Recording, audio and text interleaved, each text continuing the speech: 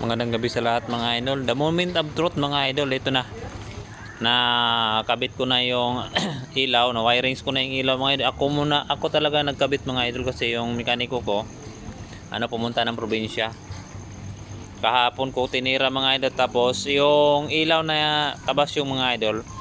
Pakita ko sa inyo mga idol gaano kalakas. Kayo na humusga mga idol, i-compare ko yung mini driving light ko version 1 tsaka yung kabasyon ko mga idol. Ayan, ito yung motor natin. Ayan, papakita ko sa inyo gaano kalakas yung natin mga idol, yung kabasyon natin mga idol. Kung okay ba yung pagbili ko o hindi. Kayo na host ka mga idol. Tara, simulan natin mga idol. Tapos ganito. Ayan. Pakita ko muna yung version 1 ko mga idol ito. Yan ang version 1 ko mga idol. Low, high. Ngayon, yung kabasyon ko mga idol. Low. Diba? High. Yan mga idol. Gaano kalakas. Buong buo siya mga idol kahit malayo. Klarong-klaro yung mga idol. Low. High. Low. Tapos yung low ng MDL ko. Low. High. Tapos yung kabasyon ko mga idol, low, high, low. Totoo kaya itong 180 watts to mga idol? Kayo na comment down below mga idol kung totoo to.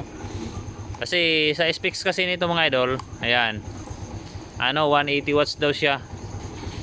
Parang experience ko kagabi mga idol, experience ko gabi, binibiyahe ko to gabi mga idol hanggang alas 10 ng gabi. Binabakbak ko may kaputi na mo kahit malakas ang ulan. Ito para akong nakakotse mga idol sa totoo lang. Lalo na yung itong high. Grabe mga idol.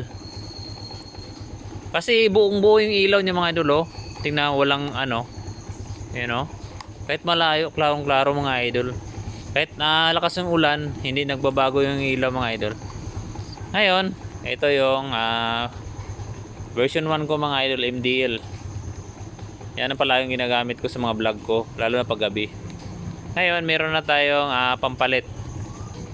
Ayan Kayo na desisyon mga idol kung ba, sulit ba yung kabasyong na to o hindi. Diba? Yun lang mga idol.